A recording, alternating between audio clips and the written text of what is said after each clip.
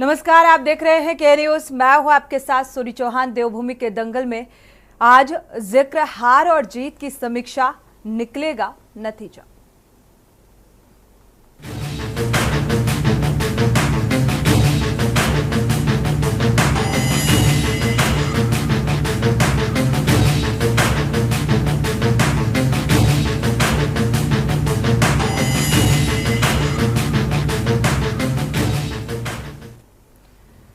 तो अब हार जीत से नतीजा निकलेगा। उत्तराखंड में हुए लोकसभा चुनाव के बाद सभी राजनीतिक दलों ने हार जीत की समीक्षा शुरू कर दी है। उत्तराखंड बीजेपी राज्य की 5 लोकसभा सीटों में मिली जीत के बावजूद चुनाव की समीक्षा अन्य दलों से पहले कर चुकी है और बीजेपी ने प्रदेश स्तरीय बैठक के बाद अब विधानसभा और जिला स्तर पर बैठक भी की तैयारी शुरू कर दी है। बैठक में चुनाव प्रबंधन समेत अन्य कमियों पर भी चर्चा की जाएगी।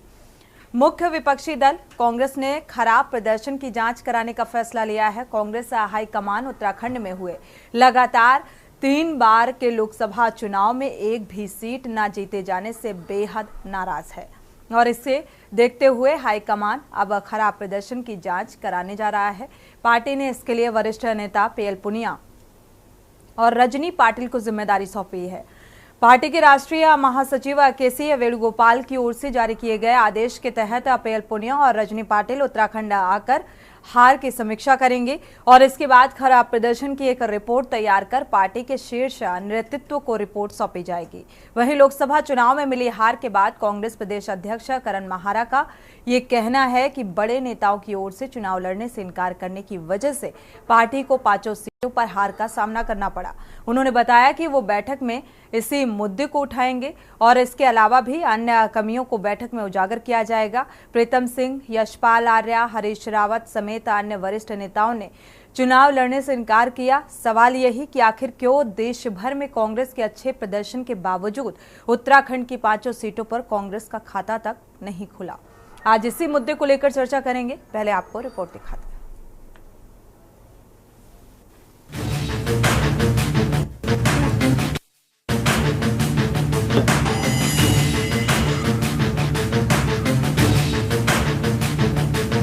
उत्तराखंड की 5 लोकसभा सीटों में कांग्रेस को मिली हार के बाद कांग्रेस हाईकमान ने हार की जांच कराने का फैसला लिया है।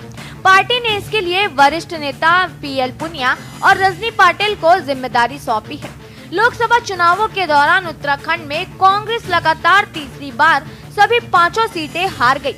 हालांकि पार्टी पिछली बार के मुकाबले ज्यादातर सीटों पर हार का अंतर कम करने में कामयाब रही है, लेकिन अन्य राज्यों में पार्टी को मिली चुनावी सफलता के मुकाबले उत्तराखंड कांग्रेस का प्रदर्शन फीका ही आंका गया है। इसलिए पार्टी ने उत्तराखंड में चुनावी प्रदर्शन की जांच कराने का निर्णय लिया है। राष्ट्रीय महासचिव केसी वेणुगोपाल की ओर से जारी आदेश के अनुसार पीएल पुनिया और रजनी पाटिल उत्तराखंड आकर समीक्षा करेंगे। लोकसभा चुनाव संपन्न हुए हैं और लोकसभा चुनाव के बाद राजनीतिक दलों में समीक्षा की जो है परंपरा रही है और राष्ट्रीय स्तर पर CWC की बैठक में जो है पूरे देश के चुनाव की समीक्षा हो चुकी है। अब राज्यों की बारी है और केंद्रीय नेतृत्व ने कमज़ोर प्रदर्शन करने वाले राज्यों में जो है पर्यवेक्षकों की नियुक्ति की है और पर्यवेक्षक जो है बहुत जल्दी उन राज्यों में जाएंगे और वहाँ जो है चुनावी समीक्षा करेंगे। उत्तराखंड में पीएल पुनिया जी और रजनी पाटिल जी को जो पर्यवेक्षक बनाया गया है वो यहाँ आकर के सभी वरिष्ठ नेताओं और वरिष्ठ कार्यकर्ताओं से बातचीत करेंगे और निश्चित तौर पर खराब जो प्रदर्शन रहा है, जो लचर प्रदर्शन रहा है, उसकी समीक्षा करेंगे और जो भी नेताओं के और कार्यकर्ताओं के सुझाव आएंगे उसमें उसके अनुसार भविष्य में जो है पार्टी अपने संग जो है उस कार्यशैली में जो है बदलाव करने का काम करेगी, ऐसा मेरा विश्वास है। और चुनाव की समीक्षा होना एक सामान्य प्रक्रिया राजनीतिक दलों में रही है और उसी सामान्य प्रक्रिया के तहत जो है कांग्रेस पार्टी भी अपने प्रदर्शन की समीक्षा कर रही है। देखिए, कांग्रेस की दुर्गति के पीछे उसका नेतृत्व है। जब उत्तराखंड हो चाहे देश हो, केवल एक अपने परिवार के हितों की रक्षा करने का जब चिंतन और मंथन करेंगे तो आम आदमी दूर होता चला जाएगा। केवल मेरा परिवार सुरक्षित हो, मेरा बरादरी सुरक्षित हो, मेरे रिश्तेदार सुरक्षित हों, जब ये विचारधारा राजनीतिक पार्टी में आने लगेगी तो राजनीतिक पार्टी आम कार्यकर्ताओं से दूर चली जाएगी, उनके हितों की बात नहीं करेगी। वही हाल कांग्रेस का हो रहा। कांग्रेस ने केवल एक परिवार को बढ़ाने का काम किया, तो टिकट भी उसी को रिश्तेदार को मिलेगा, उसके भाई को मिलेगा। उदाहरण के तौर पर कह सकता हूँ मैं, आपका हरिद्वार में सतपाल ब्रह्मचारी सोनीपत से सांसद बन सकता है, लेकिन हरिद्वार में हरीश रावत के बेटे को मिलेगा। क्यों नहीं दिया भाई सतपाल महाराज को? आपको बता दें कि कांग्रेस हाईकमान उत्तराखंड की तरह ही समीक्षा मध्य प्रदेश, छत्तीसगढ़, उड़ीसा, दिल्ली, हिमाचल प्रदेश, कर्नाटक और तेलंगाना जैसे खराब प्रदर्शन वाले राज्यों का भी करवा रही है। माना जा रहा है कि जांच के आधार पर पार्टी उत्तराखंड समेत इन राज्यों में संगठन का पुनर्गठन कर सकती है। प्रदेश कांग्रेस संगठन में बड़े स्तर पर बदलाव हो सकता है। हालांकि करण माहरा ने हार के पीछे की कई वजह बताई हैं, लेकिन माना जा रहा है कि जल्द ही कांग्रेस हाईकमान उत्तराखंड में भी बड़ा बदलाव कर सकता है। वहीं उत्तराखंड भाजपा जीत के बावजूद प्रदेश स्तरीय समीक्षा कर चुकी है और अब जल्द ही भाजपा विधानसभा और जिला स्तर पर बैठक की तैयारी कर रही है। बैठक में चुनाव प्रबंधन समेत अन्य कमियों पर चर्चा की जाएगी।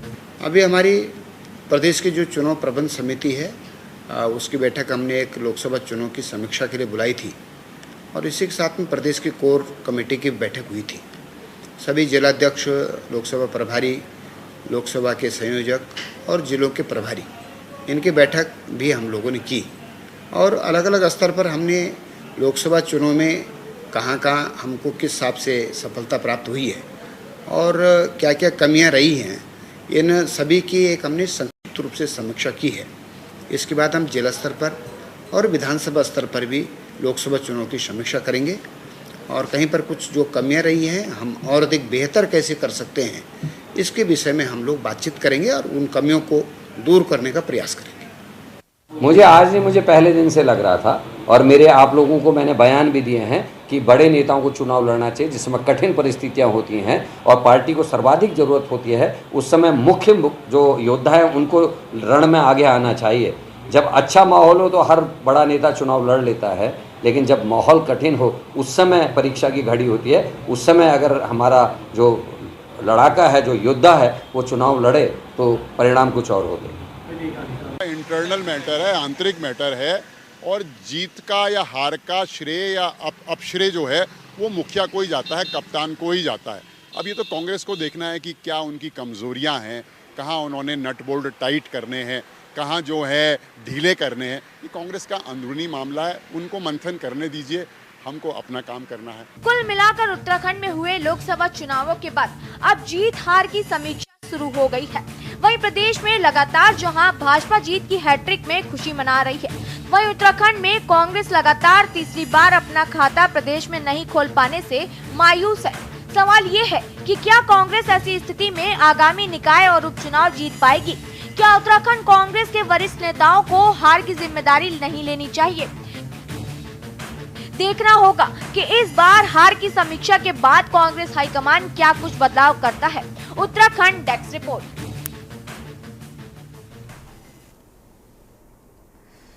तो जिस तरीके से हार और जीत पर मंथन शुरू हो चुका है भारतीय जनता पार्टी की तरफ से और विपक्ष की तरफ से, उससे एक कहावत याद आती है कि देर से आए दुरुस्त आए।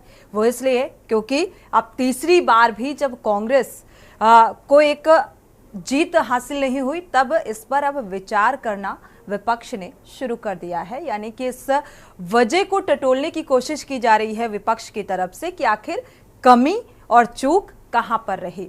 इसी को लेकर आज देवभूमि के दंगल में विस्तार से चर्चा करते हैं। हमारे साथ खास मेहमान जुड़ चुके हैं, आपका परिचय करा देते हैं। कमलेश रमन जी हैं बीजेपी से, आपका बहुत बहुत स्वागत इस चर्चा में शामिल होने के लिए। मंजू त्रिपाठी जी हैं कांग्रेस प्रवक्ता, आपका भी बहुत बहुत स्वागत इस चर्चा में शामिल होने के लिए। साथ ही शांति प्रसाद भट्ट जी यूकेडी प्रवक्ता, आपका भी बहुत बहुत स्वागत इस चर्चा में जुड़ने के लिए। रतनमणि डोभाल जी हैं राजनीतिक विश्लेषक, आपका भी बहुत बहुत स्वागत इस चर्चा में शामिल होने के लिए। शुरुआत बीजेपी प्रवक्ता से कर लेते हैं, इसके बाद हालांकि कांग्रेस प्रवक्ता से आज करनी चाहिए, मंजू त्रिपाठी जी से करेंगे, इसके बाद बीजेपी प्रवक्ता का रुख करते हैं। मंजू त्रिपाठी जी, अब मंथन बहुत पहले शुरू कर देना चाहिए था विपक्ष को, अब तीसरी बार लोकसभा चुनाव के जो रिजल्ट सामने आए उसको देखते हुए अब मंथन और समीक्षा की जा रही है। किस तरीके से ये समीक्षा होगी? देखिए सोनी जी, मंथन और समीक्षा होना लाजमी बात है। जब भी कोई भी पार्टी हो, चाहे भाजपा हो, चाहे कांग्रेस हो, चाहे कोई भी दल हो, अगर उसको जनता का आशीर्वाद नहीं मिलता है, कहीं वो लूजर रहता है, तो उसकी समीक्षा जरूर करता है और उसके शीर्ष नेतृत्व को भी करना भी चाहिए। सभी पार्टी ऐसा करती है, ऐसा नहीं है कि कांग्रेस ही समीक्षा कर रही है। कई बार हम भी 5 की 5 सीटें जीते हैं, तो उस समय भाजपा भी समीक्षा कर रही थी, करवा रही थी। तो ऐसी बात नहीं है। भारतीय जनता पार्टी तो जीत के बाद भी समीक्षा कर रही है, वो ना वजहों को जानने की कोशिश कर रही है।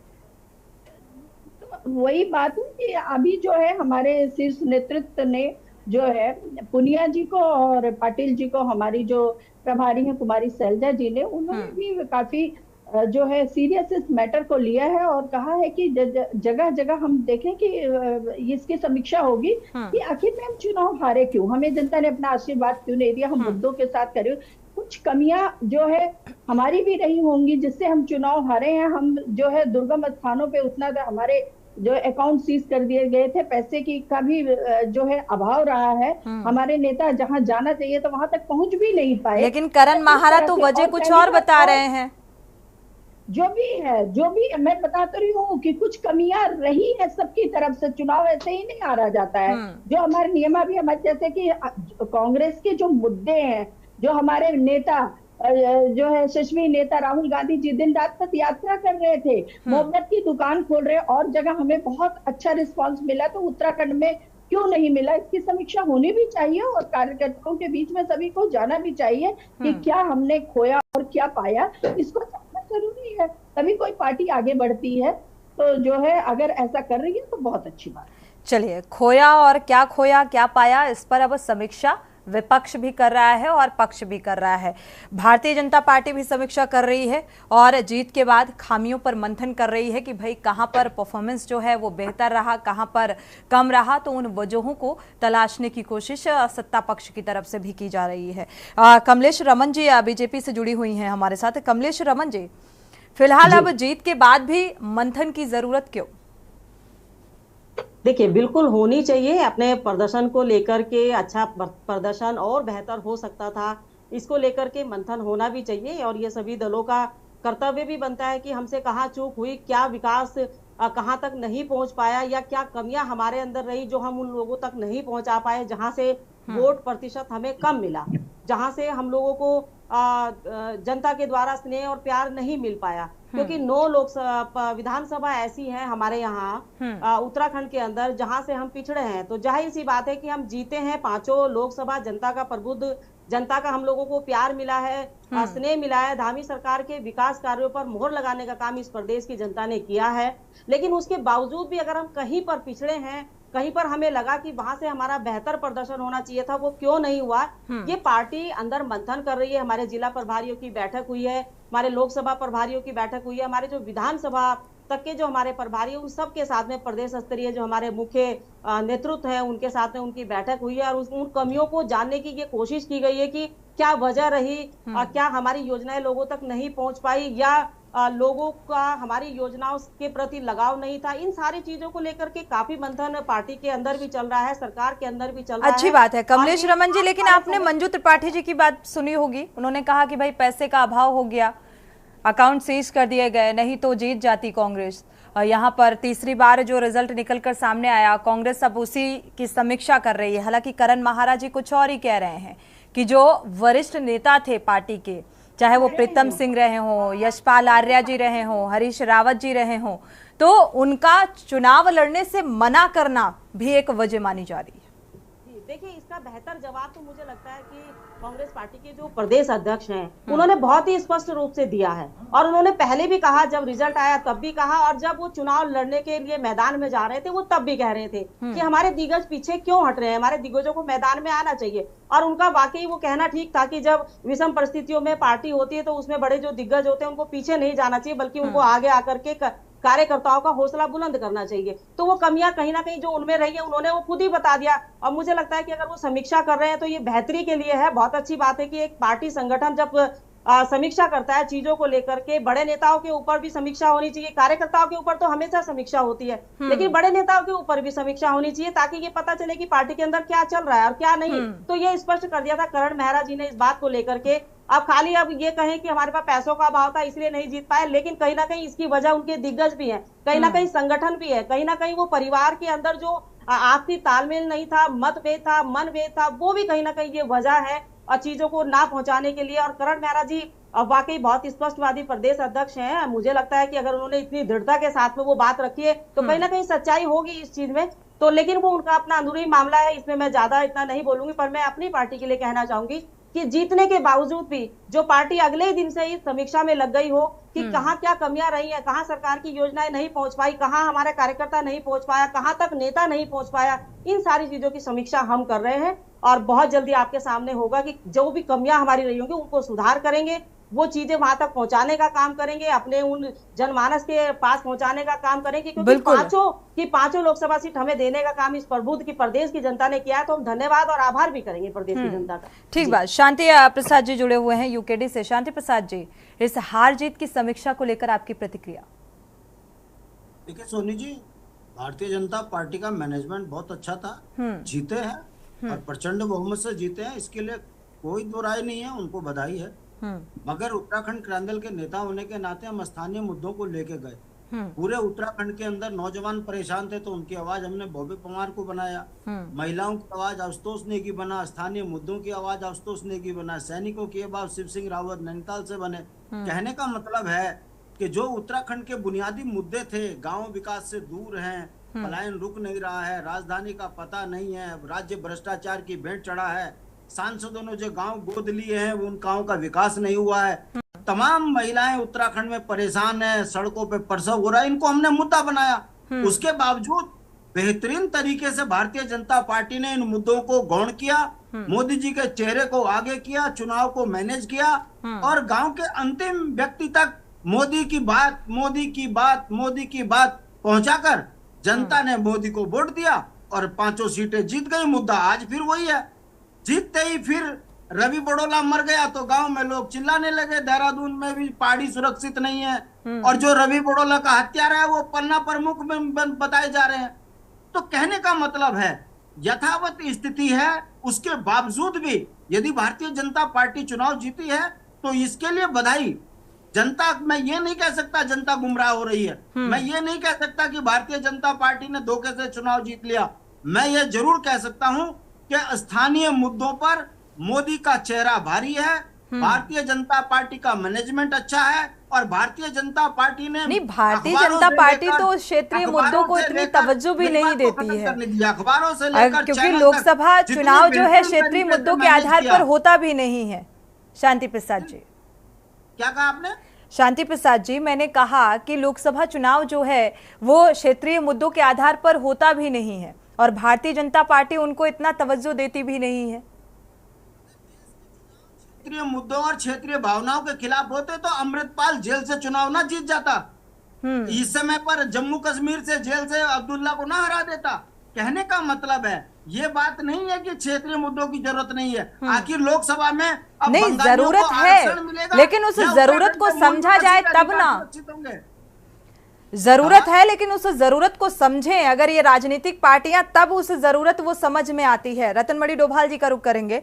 रतनमणि डोभाल जी, फिलहाल हार और जीत पर समीक्षा की शुरुआत हो चुकी है। सत्ता पक्ष और विपक्ष दोनों ही मंथन कर रहे हैं। भारतीय जनता पार्टी पहले ही मंथन कर चुकी है और कहां पर बेहतर परफॉर्मेंस नहीं रहा उसको भी खंगालने की कोशिश, खामियों को परखने की कोशिश की जा रही है।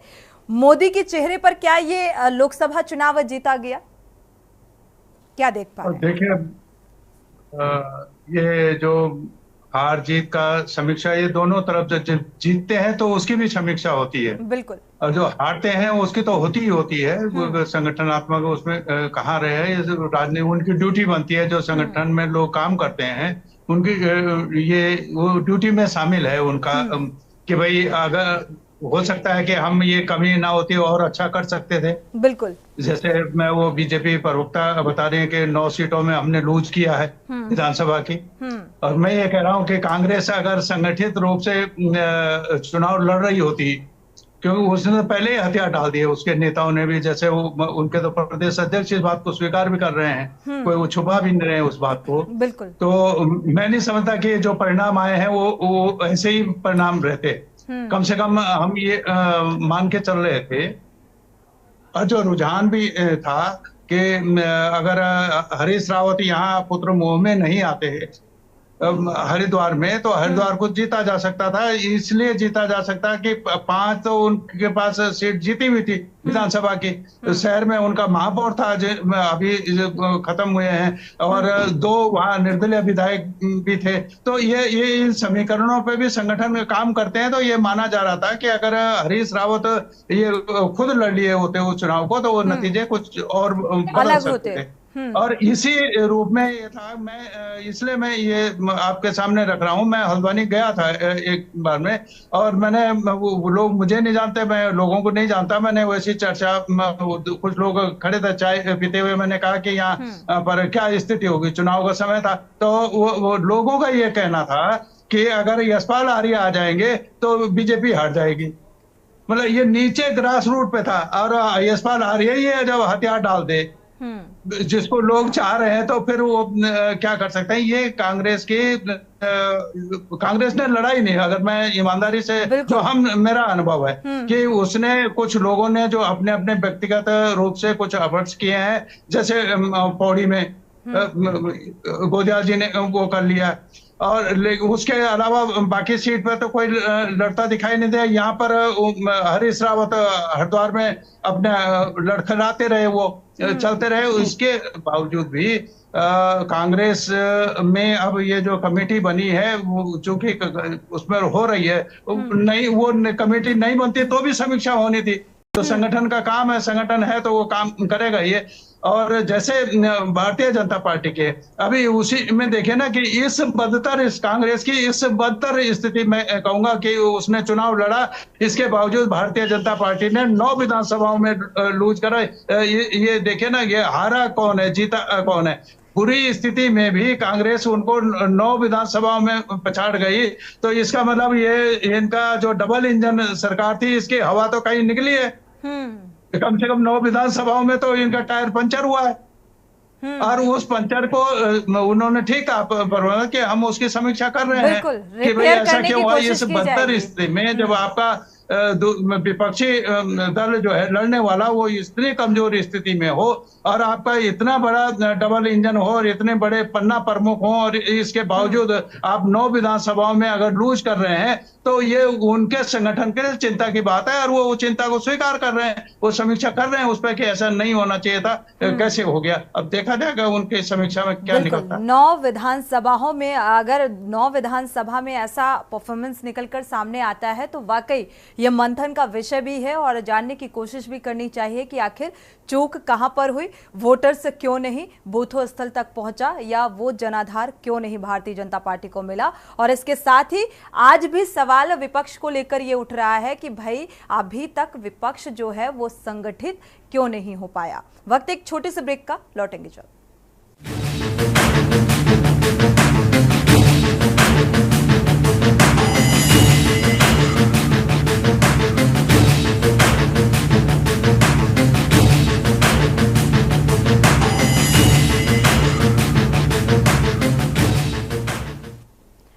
तो देवभूमि के दंगल में आज चर्चा हार और जीत को लेकर। दरअसल 5 जो सीटें हैं लोकसभा की, वो भारतीय जनता पार्टी के खाते में एक बार फिर से जाती हुई नजर आई। यानी कि रिजल्ट निकलकर जो सामने आया, एक बार फिर से भारतीय जनता पार्टी की सरकार। लेकिन अब सवाल इस बात को लेकर कि जो 9 विधानसभा है, वहां पर वो परफॉर्मेंस क्यों नहीं मिला जिसकी उम्मीद की जा रही थी। और लगातार अब विपक्ष भी इस बात पर मंथन करने में जुटा है कि भाई लगातार वो तमाम मुद्दों को उठाए जाने के बाद, जो कि आम जनता से सीधे जुड़ते हुए वो मुद्दे नजर आए, चाहे वो महंगाई का मुद्दा हो, चाहे बेरोजगारी का मुद्दा हो, चाहे पलायन का मुद्दा हो, बावजूद इसके वो क्यों नहीं जीत पाए। और इसी को लेकर मंथन है, हार जीत को लेकर। हमारे साथ मंजू त्रिपाठी जी कांग्रेस से जुड़ी हुई हैं। मंजू त्रिपाठी जी, क्योंकि आपने कहा भाई पैसे का अभाव था, अकाउंट सीज कर दिए गए, दूसरी वजह जो करण महाराज जी ने साफ कर दी कि भाई प्रीतम सिंह, यशपाल आर्या, हरीश रावत समेत ये तमाम जो दिग्गज थे शायद चुनावी मैदान में उतरते तो में भी तस्वीर कुछ उल्टी होती, या ये होता कि वो तमाम मुद्दे जो लगातार विपक्ष उठा रहा था तो अच्छा खासा एक कहीं ना कहीं यहाँ पर रिजल्ट देखने को मिलता। तो उस चूक पर मंथन के साथ साथ एक सवाल बेहद महत्वपूर्ण ये भी निकलकर सामने आ रहा है कि भाई अभी तक तो सवाल ये था कि रणनीति जो है वो पुख्ता नहीं होती विपक्ष की, अब संगठित नहीं है विपक्ष, ये भी एक महत्वपूर्ण सवाल, कब संगठित होगा? देखिए सोनी जी, जैसे भी हम हारे, ठीक है हमने सीट को लूज किया, लेकिन हमारी आप एक बात और भी ध्यान रखिए, इस बार हमारे वोटर्स बढ़े भी और जो समीक्षा में ही सामने आया, अभी कमलेश रमन बैन ने भी कहा कि 9 विधानसभा में हम आगे रहे, तो जो वोटों की संख्या बढ़ी ये साफ जाहिर करती है कि जहां तक हम लोग स्थानीय मुद्दों को पहुंचाने में कामयाब, जनता जागरूक हो चुकी। देखिए हमने महंगाई, बेरोजगारी, पलायन, अग्निवीर जैसी समस्या को, महिला सुरक्षा के लिए अंकिता हत्याकांड को, जितने मुद्दे हर मुद्दे उठाते थे, उठा रहे हैं और उठाते रहेंगे जब तक न्याय नहीं मिलेगा, क्योंकि जो कांग्रेस पार्टी है ये दलितों की, वंचित लोगों की और बेसहारा लोगों की पार्टी जो है पार्टी है। तो ये हम मुद्दे उठाने से पीछे नहीं रहेंगे, हम जनहित के मुद्दे दिन प्रतिदिन उठाते रहेंगे। हम जनता के लिए, हमारे जो नेता है यशस्वी नेता राहुल गांधी जी, वो न्याय यात्रा निकाल रहे हैं, तो इन लोगों को जब तक न्याय नहीं मिलेगा तब तक मुद्दे उठाते रहेंगे। और देखना अभी उपचुनाव है मंगलौर से और आपका ये बद्रीनाथ है, दोनों सीट जो है हम जन जन के बीच में फिर से जाएंगे, हम फिर नई ऊर्जा के साथ। चलिए, फिलहाल अभी तक विपक्ष की तरफ से जो स्टार प्रचारक के तौर पर कोई अहम शख्स नजर नहीं आ रहा है। जिस तरीके से भारतीय जनता पार्टी की तरफ से रोड शो किए जा रहे हैं, उपचुनाव को लेकर भी तैयारियां जोरों पर नजर आ रही हैं। 2 सीटों पर उपचुनाव होने हैं, मंगलौर और बद्रीनाथ। रुक करते हैं कमलेश जी का। कमलेश जी, क्योंकि 9 विधानसभाओं को लेकर क्योंकि विपक्ष जो मुद्दे उठा रहा था, क्या लगता है ये मुद्दे जो हैं कहीं ना कहीं टच करते हुए नजर आए और शायद यही वजह है कि यहाँ पर परफॉर्मेंस बहुत बेहतर नहीं रही, भारतीय जनता पार्टी के पक्ष में नहीं रही, या फिर वजह कुछ और भारतीय जनता पार्टी देख पा रही है? देखिए, विपक्ष जो मुद्दे उठा रहा था, मुझे लगता है कि जनता ने उनका 4 जून को इसका जवाब दे दिया कि जो विपक्ष के जो मुद्दे थे, जो हमारे भाई अभी कह रहे थे, जो इतने सारे मुद्दे गिनवा रहे थे कि हमने वो जनता के बीच में रखे, जनता के बीच में लेकर के गए, लेकिन जनता ने फिर भी उनकी ओर ध्यान नहीं दिया। तो मुझे लगता है कि भट्ट भाई साहब की बात में वो जवाब भी आ गया कि जनता ने वो जो मुद्दे थे उनको गौण कर दिया खुद ही। उन्होंने इसलिए गौण कर दिया कि जो विकास करने वाली पार्टी है उसको वोट देने का बेहतरी समझा, क्योंकि जो हमारा क्षेत्रीय दल है, चाहे मैं क्रांति दल की बात करूं, क्षेत्रीय दल है और बहुत अहम भूमिका में रहा है। उस समय जिस समय आंदोलन चल रहा था, बहुत ही चरम सीमा पर काम किया, उनके पीछे सब लोग रहा भी करते थे उस वक्त, लेकिन वो फिर भी विश्वास नहीं जमा पाए पूरे प्रदेश के अंदर। उत्तराखंड की जो जनता है उन्होंने उनको स्वीकार ही नहीं किया, चाहे वो कितने भी बड़े मुद्दे उठा ले, लेकिन फिर भी उनके ऊपर विश्वास नहीं कर पाती जनता। क्यों? इस पर मंथन ज्यादा मुझे लगता है कि उनको करना चाहिए। बनस्पति इसके कि सिर्फ आरोप लगाएं और आरोप लगा करके पीछे हट जाए। अगर मंथन इस पे किया जाए कि क्या कमियां हमारे अंदर है जो जनता हमें एक्सेप्ट नहीं कर रही है, जो जनता हम पर विश्वास नहीं कर रही है। बात रही विपक्ष की, तो विपक्ष की तो देखिए जो रणनीति उनकी है वो खुद ही स्वयं अपने ही मुंह से इस चीजों को बता रहे हैं। मैं उनकी कमियों के ऊपर नहीं जाऊंगी किसी भी चीज के लिए, क्योंकि कमी होती है, लेकिन हमारा जो काम करने का जो तरीका था भारतीय जनता पार्टी का, तमाम हमारा छोटे से लेकर के बड़ा जो हमारा नेता है, जो हमारा प्रमुख नेता है, चाहे जिला प्रभारी हो, विधानसभा प्रभारी हो, सबकी एक अपनी अपनी एक जिम्मेदारी है और जिम्मेदारी की जवाबदेही भी है। और चुनाव के बाद जहां से कुछ थोड़ी बहुत कमियां रहती है उस पर इसलिए मंथन किया जाता है कि आने वाले समय में जब हम चुनाव लड़ेंगे तो वो जो कमियां हमारी, चलिए तो कुछ वजह निकल कर सामने आई। हालांकि सवाल इसीलिए ये किया गया था आपसे कमलेश जी कि जो मुद्दे विपक्ष की तरफ से उठाए गए, शायद इसी का नतीजा है ये रिजल्ट 9 विधानसभाओं का जो आया। ऐसा विषय नहीं बनाना चाहती मंजू जी, बहुत अच्छी डिबेट हो रही है, इसको वही रहने दे तो ज्यादा अच्छा होगा। नहीं, पेपर लीक तो पूरा राष्ट्रीय मुद्दा कि धामी जी ने अच्छे कानून बनाए, इस प्रदेश की जनता के लिए विकास भी किया, लेकिन कहीं ना कहीं चूक अगर हो जाती है चुनाव के अंतराल में, अगर हम लोग अपनी उन योजनाओं को लोगों तक नहीं पहुंचा पाते, तो ये कुछ कमियां हमारे अंदर, हम उस चीज को एक्सेप्ट करते हैं, मानते हैं इस चीज को। लेकिन जो विपक्ष के मुद्दे थे वो मुझे लगता है कि प्रदेश की जनता ने गौण कर दिए। वो गौण इसलिए कर दी क्योंकि वो विकास चाहते थे, इस प्रदेश का विकास भी चाहते थे, इस देश का विकास भी चाहते थे। तो ये मुद्दे भी तो विकास में ही आते हैं भाई। भरपूर कोशिश करिए, और क्या सड़कों पर उतर के जनता को भ्रमित करने का काम भी किया। 4 साल की नौकरी से विपक्ष का विकास होता है। लेकिन इस प्रदेश की जनता का मैं आभार करना चाहूंगी, धन्यवाद करना चाहूंगी इस प्रदेश की जनता का कि विपक्ष के उन सारे मुद्दों को जो वो सड़कों पे लेकर के चल रहे थे और भ्रमित कर रहे थे इस प्रदेश की जनता को, उनका जवाब जनता ने दिया। अग्निवीर मंजू त्रिपाठी जी आते हैं, आपका रुख करते हैं। अग्निवीर को बखूबी विपक्ष ने उठाया, ये हम लोगों ने भी सुना। महंगाई को विपक्ष ने बहुत चिल्ला कर बताया और मुझे लगता है ये काफी कुछ इसका असर भी देखने को मिला है, जिस तरीके का रिजल्ट जो सामने आया। कमलेश जी, अब जो मंथन है, अगर 9 विधानसभाओं का जिक्र आपने खुद ही किया और कि भाई यहाँ पर जो परफॉर्मेंस है वो बेहतर नहीं रही और जीत के बाद भी इन वजहों को टटोलने की कोशिश की जाएगी, तो वजह तो साफ हो चुकी होगी कि भाई जनता जो है वो क्या चाहती है और जनता ने अपना जन समर्थन क्यों नहीं दिया। जिस तरीके से अभी उपचुनाव है मंगलौर और बद्रीनाथ में, तो मंगलौर की परफॉर्मेंस को देखते हुए देखा जाए पूरी तरीके से विपक्ष जो है वो इस बात को लेकर आश्वस्त है कि भाई इस बार जो जीत है वो पूरी तरीके से हमारी होगी।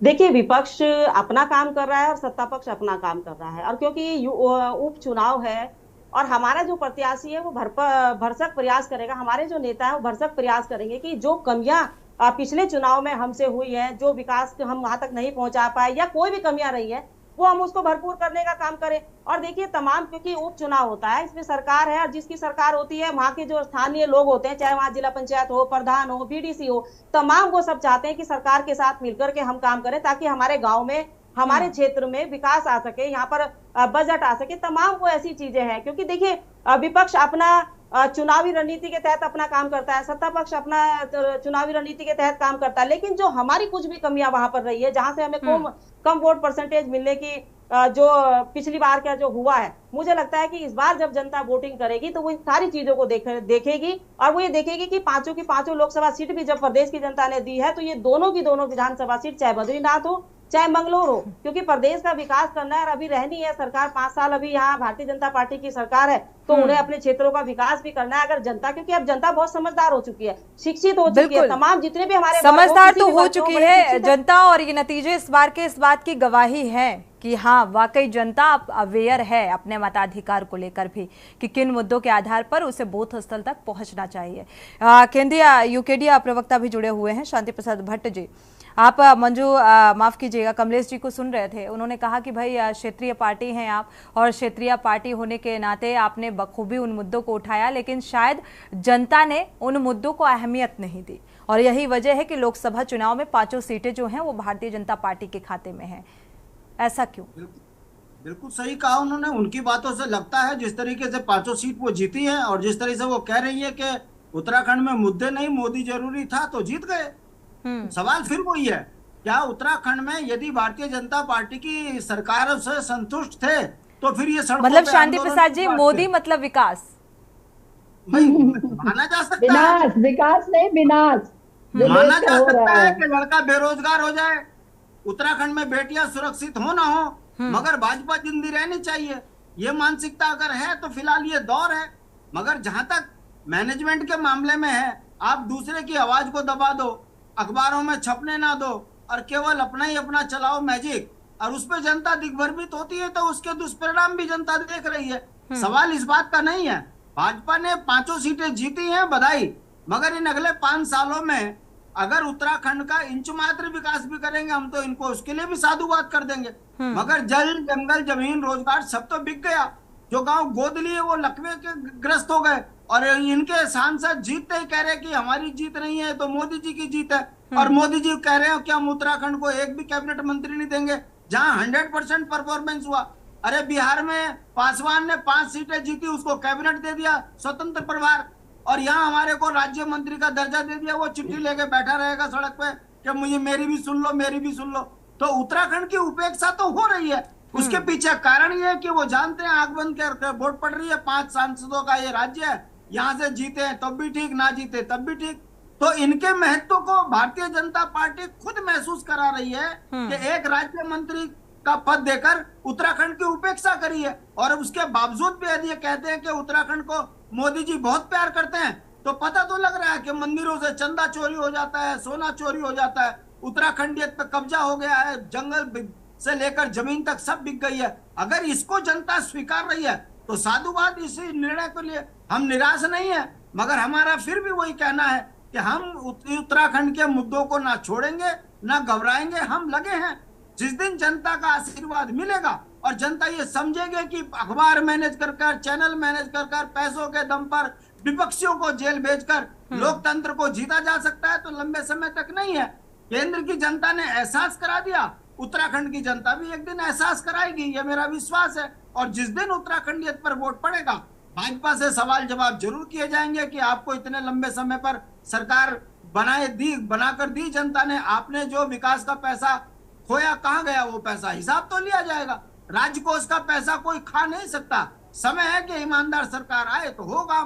मगर फिर मैं वही कहूंगा कि 2250 से ज्यादा पोलिंग बूथ थे, हम उन पोलिंग बूथ तक अपनी बात पहुंचा पाने में शायद सक्षम नहीं रहे, इसलिए हम हार को स्वीकारते हैं। लोकतंत्र में जनता ही जनार्दन है। जनता ने जो आशीर्वाद दिया वो सर आंखों पे। मगर फिर वही बात आती है कि चुनाव खत्म होते ही 24 लाख डॉक्टरों का भविष्य बर्बाद हो गया, तो क्या ये मुद्दे नहीं होने चाहिए? उत्तराखंड में रवि बड़ोला की मौत हो गई, तो क्या ये उत्तराखंड सुरक्षित है? और भारतीय जनता पार्टी के 5 रुपए की रसीद काट कर आप यहाँ पर ब्याज का काम करने लगो, आपको पूरी सरकार संरक्षण करे, और उसके बाद जब स्थानीय मर जाए तो फिर भी आप मैनेज करने लग जाओ बातों को। तो ये धीरे धीरे जनता समझेगी। बिल्कुल, जनता को शायद ये मुद्दे इतने महत्वपूर्ण नहीं लग रहे हैं जो यूकेडी उठा रही है। विपक्ष भी हालांकि ये मुद्दे उठा रहा है। कमलेश जी, यूकेडी प्रवक्ता शांति प्रसाद जी ने जिन मुद्दों का जिक्र किया और उन्होंने कहा उत्तराखंड की भाई उपेक्षा की जा रही है, लेकिन जहां तक मुझे पता है कि प्रधानमंत्री नरेंद्र मोदी के लिए उत्तराखंड जो है वो बेहद मायने रखता है, ऐसा सुना है। क्या उस तरीके से काम नहीं है, वो हकीकत में है, उस तरीके से काम किया जा रहा है? जी जी जी, देखिए सपने नहीं हकीकत बुनते हैं, और इसीलिए शायद मोदी जी को सारी प्रदेश की और देश की जनता चुनती है, मुझे लगता है।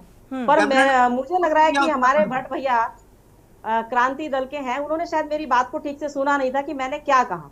मैंने कहा केवल आरोपों में ही उलझे रहोगे या अपना खुद का मंथन भी करोगे कि हमारी कहाँ कमियां हैं, जनता को आरोप लगाना और आरोप में आरोप जड़ देना, मुझे लगता है भाई उसको अब आपको ये छोड़ देना चाहिए। देखिए आप लड़िए, ऐसा नहीं है, आप लड़िए, मुद्दों के लिए लड़िए, आप काम के लिए लड़िए, आप हर चीज के लिए लड़िए, विकास के लिए भी लड़िए, लेकिन थोड़ा सा मंथन अपने ऊपर भी कीजिए कि हमारी क्या कमियां हैं, हम क्यों नहीं बढ़ पा रहे। लेकिन खाली नेगेटिविटी बोलोगे, खाली नकारात्मकता ही बोलोगे, ऐसा कौन सा वो ठीक नहीं है, वो ठीक नहीं है भाई जी, बट जी वो ठीक नहीं है। रही बात प्रदेश की, अगर प्रदेश की जनता ने धामी विकास कार्यों पर मोहर नहीं लगाई होती तो 5 की 5 सीट आज भारतीय जनता पार्टी की झोली में ना होती। बहन ये बताओ, राजेंद्र को मोहर लगाइए। आप रोते रहे ये रोना बैठ करके यहाँ पर, ये नहीं हुआ वो नहीं हुआ, अगर ये काम नहीं हुए होते, मुझे आप बताइए, अगर विकास नहीं हुआ था, शांति प्रसाद जी इतिहास में आपसे बताया क्या उत्तराखंड के अंदर ये परिपाटी थी? हमेशा ये रहता था, एक बार इसकी सरकार, दूसरी बार उसकी सरकार, दूसरी बार धामी जी की सरकार बनी या नहीं बनी, आप इस चीज पे मंथन कीजिए भाई। जेल में जो जीत जा रहा है उसको डरा के अपने पे मिला दे रहे। अब आप सिर्फ अपनी बात करेंगे, दूसरे की। ठीक है, रतनमणि डोभाल जी का रुख करेंगे। शांति प्रसाद जी और कमलेश जी आपका रुख करते हैं, रतनमणि डोभाल जी का रुख करेंगे। रतनमणि डोभाल जी, जिस तरीके से उत्तराखंड की उपेक्षा का आरोप शांति प्रसाद जी ने कहा कि राज्य मंत्री देकर एक तरीके से उत्तराखंड की उपेक्षा की गई, और लगातार वो तमाम मुद्दे, लेकिन अभी भी ये कहा जाए कि मुद्दों को तो बखूबी जो है यूकेडी उठाती है क्षेत्रीय पार्टी होने के नाते, लेकिन कहीं ना कहीं उसको अपनी भी मजबूती को ना स्थापित करने की जरूरत है। रतनमणि डोभाल जी।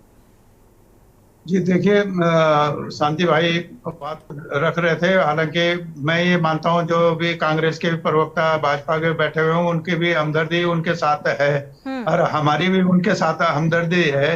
लेकिन मैं उसमें पीछे नहीं जाना चाहता कि उस संगठन ने जो असल में मुद्दा था जिसके लिए जो उत्तराखंड बना था उसको उन्होंने कहा उसको छोड़ दिया। क्यों, क्या कारण रहे उसके पीछे, वो आज का विषय नहीं है। बिल्कुल। आज के विषय अगर मैं जोड़ दूं शांति भाई या उनके संगठन जो दूसरे लोग कर रहे हैं अभी, तो वो बड़ी बातें वो कर रहे थे, वो सवाल हैं अपनी जगह पे और वो 24 साल से लगातार बने हुए सवाल है। हम बार बार ये कह रहे हैं कि 24 साल से उत्तराखंड को ये ऐसा राज्य है जिसका कोई कैपिटल नहीं है। बिल्कुल। अब मैं तो ये कह रहा था कि धामी जी ने जोशीमठ की समस्या हल कर दी, उसको ज्योतिर्मठ बना दिया। तो आप देहरादून को गैरसैंण बना देते, घोषित कर देते तो हम उसको मान लेते, कम से कम एक राजधानी तो हमें मिल जाती।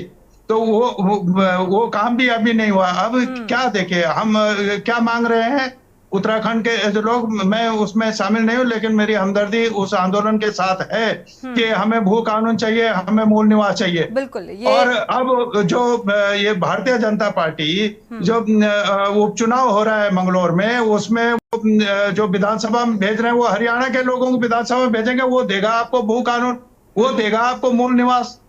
तो उस पर आपकी क्या राजनीति होगी? आप उससे बच नहीं सकते कि ऐसे समय पर अगर आपने करना है तो आपको एक लाइन तो लेनी पड़ेगी। खाली आप दिल्ली के दलों को गाली देते रहे हैं और अपना पल्ला झाड़ते रहे तो उससे भी काम नहीं चलेगा। कहीं ना कहीं आप सैद्धांतिक रूप से आपको फैसला लेना है। अब ये इस स्थिति में ये कहा क्या खनन व्यवसायी है, वो खनन माफिया है, यहाँ पहले भी वो चुनाव लड़ चुका है, हम जानते हैं उस बंदे को। और आपको एक कार्यकर्ता भारतीय जनता पार्टी जो यहाँ खप रहे हैं, हम जानते हैं, उनके बीच में रहते हैं। अरे उनसे पूछो जो आपके पन्ना प्रमुख से लेकर विपक्ष से लड़ते भिड़ते यहाँ तक पहुंचे, आज आपने उनको एक उपचुनाव के लिए अपना एक कार्यकर्ता नहीं मिला, आपको हरियाणा से आयातित करना पड़ रहा है, वो भी खनन माफिया।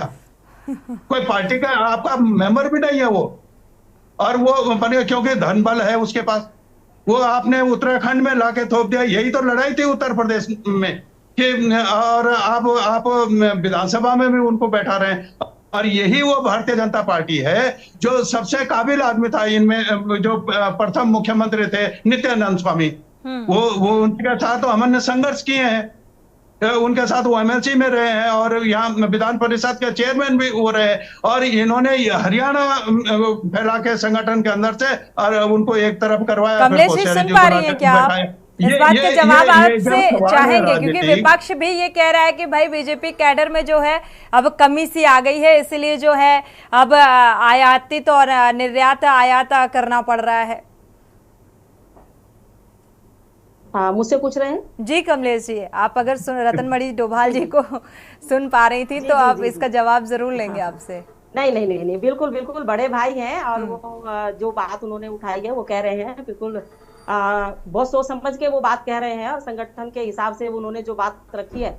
मुझे लगता है देखिए, जब चुनाव किया जाता है किसी चीज का कि हमें किसे टिकट देना और क्या करना है, तो वहां पर तमाम वो समितियां होती हैं, तमाम वो हमारे कार्यकर्ता होते हैं, वो सिर्फ जीत हार के लिहाज से प्रत्याशी उतारे जाते हैं। क्योंकि मंगलौर आप जानते हैं हमेशा से कि वो कभी हमारी सीट नहीं रही है, तो वो हमारे लिए प्लस पॉइंट होगा अगर इस बार वो हमारे पास सीट आती है तो। देखिए, क्योंकि हमारे पास वहां खोने के लिए कुछ था नहीं, वहां से हमें केवल पाना ही पाना था। और क्योंकि एक चीज हमें वहां देखनी थी, हमारे कार्यकर्ताओं के साथ वहां वार्ता हुई, वहां के नेताओं के साथ वार्ता हुई, वहां सारी चीजें हुई और कमेटी ने वहां पर डिसाइड किया, सर्वे भी वहां पर हुआ कि कौन क्या कैसे चल सकता है वहां पर। तो ऐसा नहीं है कि कार्यकर्ताओं की कहीं उपेक्षा हो रही है, कार्यकर्ताओं को हमेशा सम्मान में रखा जाता है और उनको सम्मान भी दिया जाता है। ऐसा नहीं है कि भारतीय जनता पार्टी के अंदर बाहर से कोई अगर आ गया है तो जो पुराने कार्यकर्ता हैं उनको दरकिनार कर दिया जाएगा, ऐसा नहीं है। सबको सम्मान देने की बात होती है। कल भी मुझे लगता है कि मैं एक डिबेट में थी, वहां बद्रीनाथ को लेकर के इतना हा हुल्ला विपक्ष मचा रहा था केवल हमारे वो वीरेंद्र पाल भंडारी जी के लिए कि अब देखिए वो जा रहे हैं, हो सकता है उनको ऐसे अवसर दिखाई दे रहे थे कि शायद हम आज जीतने वाले हैं। आज देखिए वो क्योंकि कार्यकर्ता है और कार्यकर्ता हमेशा पार्टी के कैडर के साथ रहता है, पार्टी के साथ रहता है। ऐसा नहीं है कि पार्टी का कार्यकर्ता इधर से उधर चला जाता है। देखिए, नेता एक बार को इधर से उधर हो सकते हैं, लेकिन कार्यकर्ता एक रीढ़ की हड्डी होती है किसी भी संगठन का। और संगठन भारतीय जनता पार्टी का मजबूत है। वो अगर एक छोटा सा कार्यकर्ता भी नाराज होता है, किसी बात की कोई कमी होती है, तो हमारा तमाम बड़े से बड़ा नेता उसको मनाने पहुंचता है, उसके घर पे जाता है कि क्या कमी और क्या दिक्कत, क्या परेशानी आपको हुई, क्या वजह ऐसी रही कि आप नाराज हो गए, मनाने का काम करता है। तो ऐसा नहीं है बंगलोर की सीट भारतीय जनता पार्टी की झोली में आएगी। मैंने कहा ना कि अगर जो कुछ कमियां रह गई है वो इस उपचुनाव में भी पूरी होंगी और आने वाले समय में उस क्षेत्र का विकास और 4 गुना बेहतर होगा, अच्छे से होगा, क्योंकि धामी जी हमेशा पूरे प्रदेश के अंदर जो दूरस्थ क्षेत्र है वहां तक भी उस विकास की गंगा पहुंचाने का काम करने की पूरी कोशिश कर रहे हैं। जिस तरह आज आपने देखा होगा आदि कैलाश मानसरोवर पर वहां पर बैठकर उन्होंने पूरे देश में दिखाया कि हमारा आदि मानसरोवर कैलाश जो है वहां पर योगा करके उन्होंने दिखाया इस चीज को। तो मुझे लगता है कि अगर सरकार बेहतरी काम करती है तो हमें उस सबके साथ खड़ा होना चाहिए। हाँ, अगर कोई गलत होता है तो आपको पूरा आप स्वतंत्र हैं, आजाद हैं, लोकतंत्र में इस समय विरोध भी कर सकते हैं, प्रदर्शन भी कर सकते हैं, तमाम वो चीजें हैं। लेकिन धामी सरकार में ऐसा नहीं होगा कि कोई आरोपी हो, कोई मर्डरिस्ट हो, कोई भ्रष्टाचारी हो, कोई किसी तरीके को वो जेल के पीछे ही होगा, बाहर नहीं घूमेगा। रतनमणि जी, इस बात से कितना इत्तेफाक रखते हैं कमलेश जी की? भाई, आरोप तो लगातार लगाए जा रहे हैं। विपक्ष के नेताओं को लोकसभा चुनाव के दौरान किस तरीके से अपनी पार्टी में शामिल किया गया, क्या किसी के ऊपर भ्रष्टाचार के आरोप नहीं थे? बहुत सारे ऐसे नेताओं के नाम थे। उनके दिल में बात कुछ और है, लेकिन वो पार्टी के प्रवक्ता है और मैं उसको नहीं छेड़ना चाहता हूँ। मैंने अपने बात कर उन्होंने उसको सुन लिया। लेकिन ये आखिर तक उनको भी लग रहा होगा, ऐसा नहीं है कि हरिद्वार जनपद में उनके पास कोई ऐसा कार्यकर्ता नहीं है। उनका तो पूर्व मंत्री जो खास है, जिसको यहाँ पर नारा दिया जाता है, जब तक धामी तब तक स्वामी। अब वो स्वामी भी टिकट मांग रहा था, उसी को दे देते मंगलोर से। बिल्कुल, हालांकि वो भी हरियाणा की है, स्वामी जी के वो भी हरियाणा की है। लेकिन नहीं, यहाँ पर जो नारा लोकल में दिया है वो मैं आपको बता रहा हूँ, मैं नहीं लगा रहा हूँ। वो जो लोगों के बैठ जब तक धामी तब तक स्वामी ये चलता है यहाँ पर, वो भी दावेदार थे उसमें। मैं ये समझता हूँ कि वो ये जो बढ़ाना है करतार सिंह, उससे बेहतर ढंग से वो लड़ सकते थे। हो सकता है कि मेरा आकलन, मैं ये नहीं कह रहा हूँ जो मैं कह रहा हूँ वही सही है, वो गलत भी हो सकता है। लेकिन एक से एक कार्यकर्ता है बीजेपी पास। बीजेपी पास आज की तारीख में अगर कहीं कार्यकर्ता हैं तो वो बीजेपी में है और बहुत सक्रिय रूप से लोग काम कर रहे हैं। लेकिन उनमें भी निराशा की झलक कहीं ना कहीं है कि इस तरीके से एक व्यक्ति को लाके उन पर थोपा जा रहा है। अब वो जानते हैं, वो पहले भी वो चुनाव लड़ा है, लेकिन अब जब उनको दे दिया है तो पार्टी के जो कमलेश जी, क्योंकि अंदर खाने ये सवाल भी उठने लगा है कि भाई भारतीय जनता पार्टी में अंदर खाने सब ठीक ठाक चल रहा है या नहीं? मुझे लगता है आप बेहतर बता पाएंगी। जी, सवाल दोबारा कीजिए प्लीज। भारतीय जनता पार्टी में अंदर खाने सब ठीक ठाक चल रहा है, संगठित है पार्टी? बिल्कुल बिल्कुल बढ़िया है पार्टी में और सब कुछ चंगा है, ऐसा नहीं है। पार्टी का तमाम कार्यकर्ता संगठन के साथ मिलकर के काम कर रहा है, सरकार के साथ मिलकर के काम कर रहा है, सरकार की योजनाओं को लोगों तक पहुंचाने का काम कर रहा है। और पार्टी के अंदर देखिए, ऐसा नहीं होता है कि अगर छोटी मोटी नाराजगियां कहीं होती है तो बैठकर बात की जाती है, उससे सड़कों पर नहीं उतारा जाता और बात होती है। लोकतंत्र में सबको आजादी अपनी बात रखनी। ये तो मुझे लगता है विपक्ष को भी भारतीय जनता पार्टी से कुछ सीखे ना सीखे, लेकिन ये जरूर सीख लेना चाहिए कि पार्टी को संगठित कैसे रखते हैं। भले ही सब कुछ चंगा ना हो, लेकिन बाहर कहने में क्या जाता है कि चंगा है। मंजू जी, उपचुनाव को लेकर क्या तैयारी है विपक्ष की? किस तरीके से प्रचार प्रसार किया जाएगा? और क्योंकि मंगलौर को तो लेकर ठीक है, लेकिन बद्रीनाथ को लेकर किस तरीके से क्षेत्रीय मुद्दों को, क्या मैनिफेस्टो होगा, किस आधार पर जनता के बीच जाएंगे, क्या रणनीति होगी? देखिए, हम जनहित की लड़ाई करने वाली हमारी पार्टी है, जो जनता के मुद्दे में फिर से कहूंगी, महंगाई, बेरोजगारी, पलायन, नारी महिला सुरक्षा, भ्रष्टाचार जो है चरम सीमा पर है, इस पर लेकर हम जन जन के बीच में जाएगा। मुझे पूर्ण विश्वास है कि दोनों सीटों पर जो है जनता हमें अपना पूर्ण आशीर्वाद देगी, हम दोनों सीट जीत कर आएंगे। चलिए, फाइनल कमेंट शांति प्रसाद जी का ले लेते हैं। शांति प्रसाद जी, हार जीत की समीक्षा रिपोर्ट के साथ साथ इस बार का उपचुनाव कैसा नजर आने वाला है फिलहाल, क्या लगता है? पुत्रों की पार्टी है उत्तराखंड क्रांति दल, जनहित के मुद्दों पर हर चुनाव पर जाते हैं, संघर्ष करते हैं। तय जनता ने करना है कि राज्य को किस दिशा की ओर लेके जाना है। इन 24 वर्षों में राज्य का सब कुछ लूट चुका है। यूकेडी की भूमिका क्या रहेगी? चुनाव में क्या होगा? भारतीय जनता पार्टी को जवाब देना भारी पड़ रहा है। बद्रीनाथ में विपक्ष की भूमिका में राजेंद्र भाई को जिम्मेदारी दी थी, भागकर फिर सत्ता में चले गए और अपनी पत्नी की नौकरी बचाने के लिए उन्होंने जो चेहरा बदला है वो मुद्दा बन रहा है। देखते हैं आगे क्या जनता उनको आशीर्वाद पता नहीं क्यों इतनी देर से ये बात आ रही थी जहन में कि अभी तक शांति प्रसाद जी ने इस बात का जिक्र क्यों नहीं किया जी। अभी तक ये बात आ रही थी कि भाई इतनी देर से लास्ट में चलते चलते इस बात का जिक्र कर दिया शांति प्रसाद जी ने। देखो आपने कहा कि अब मुद्दे में बताइए, राजेंद्र भंडारी जैसा व्यक्ति जो रात को गरियाए सुबह पैर पकड़ ले, तो उससे समझ सकते हो ना कि कितना राजनीतिक दबाव है। उनका एक वीडियो वायरल हो रहा है कि भाजपा खरीदती है, हमारी कीमत नहीं लगा पाई इसलिए हम तो नहीं बिके। इसका मतलब कीमत लग गई, यानी कि पत्नी को बचा लिया। और अगर भारतीय जनता पार्टी ऐसे भ्रष्ट बेईमानों को अपने यहाँ नेता मानती है तो फिर ये भाजपा का चेहरा है। और अगर जनता उनको जिताकर पुनः भेजती है तो फिर जनता के ऊपर सवाल खड़ा होता है कि आपको आखिर भाजपा प्यारी है कि अपने क्षेत्र के मुद्दे। ये तो तय जनता पे करना है।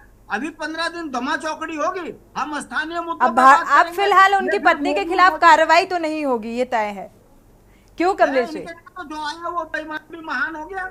हाँ, उनकी वॉशिंग मशीन में धुल जाएगा ना। उनके पास तो विपक्ष में जो रहता है उसी के ऊपर सारी ईडी सीबीआई चलती है, अपने नेताओं पर थोड़ी चलती है। चलिए, विपक्ष को एक सजेशन भी है कि वो वॉशिंग मशीन जो है विपक्ष भी अब भारतीय जनता पार्टी से खरीद ले, ताकि जो रणनीति है और संगठन की मजबूती में थोड़ा सा योगदान रहेगा। कांग्रेस पार्टी का ये इतिहास नहीं है। कांग्रेस पार्टी जो है देखिए अपने अस्तित्व पे कायम रहती थी, अस्तित्व भी पार्टी नहीं है कांग्रेस पार्टी। चलिए ठीक है, कमलेश जी कुछ कहना चाह रही हैं आप? जी देखिए, अभी मेरे शांति प्रसाद भाई कह रहे थे कुछ और अभी रतनमणि जी ने भी बोला, मंजू जी भी रही है। मुझे लगता है ये हताशा और निराशा ये उसी की ये बौखलाहट है कि बौखलाहट में वो क्या बोल जाते हैं समझ में ही नहीं आता, वो क्या कहना चाह रहे हैं ये समझ में नहीं आता। अरे भाई अगर वो कांग्रेस में भ्रष्टाचारी थे ये जवाब नहीं है कमलेश जी, ऐसा नहीं है, ऐसा नहीं है। सवाल बहुत गहरा था, लेकिन अगर जवाब नहीं देना तो कोई बात नहीं, लेकिन ये हताशा और निराशा नहीं कहा जा सकता ऐसा। कमलेश जी हो जाता है,